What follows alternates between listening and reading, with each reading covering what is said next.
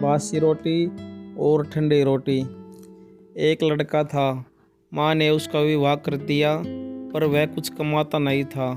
माँ जब भी उसे रोटी परोसती थी तो वह कहती थी कि बेटा ठंडी रोटी खा लो। लड़के की समझ में नहीं आया कि माँ ऐसा क्यों कहती है, फिर भी वह चुप रहा। एक दिन माँ किसी काम से बाहर गई तो जाते समय अपनी बहू उस लड़के की पत्नी को कह गई कि जब लड़का आए तो उसको रोटी परोस देना और रोटी परोस कर कह देना कि ठंडी रोटी खा लो। उसने अपने पति को वैसा ही कह दिया तो वह चिढ़ गया कि माँ तो कहती ही है, और वह भी कहना सीख गई। वह अपनी स्त्री को बोला कि बता ठंडी रोटी कैसे हुई? रोटी भी गर्म है, दाल साग भी गर्म है, फिर तू ठंडी रोटी कैसे कहती है? वह बोली कि यह तो आपकी माँ जाने, आपकी माँ ने मुझे ऐसा कहने को कहा था, इसलिए मैंने कह दिया। वह बोला कि मैं रोटी नहीं खाऊंगा, माँ तो कहती ही थी, तू भी सीख गई।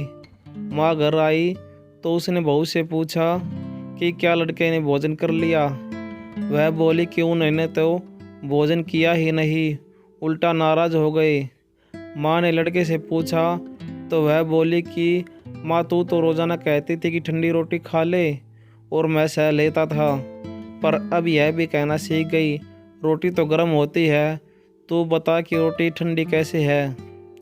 माँ ने अपने बेटे से पूछा कि ठंडी रोटी किसको कहते हैं? तो बेटा बोला, माँ सुबह की बनाई हुई रोटी शाम को ठंडी होती है, बासी रोटी ठंडी और ताज़ी रोटी गर्म होती है। माँ ने कहा, बेटा अब तो विचार करके देख, तेरे बाप की जो कमाई है वह ठंडी और बासी रोटी है। गर्म ताज़ी रोटी तो तब होगी जब तू खुद कमा कर लाएगा। लड़का समझ गया और माँ से बोला कि अब मैं खुद कमाऊंगा और गर्म रोटी खाऊंगा।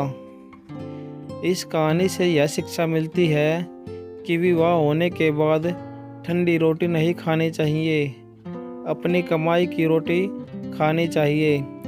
इसलिए विवाह तभी करना चाहिए जब स्त्री का और बच्चों का पालन पोषण करने की ताकत हो।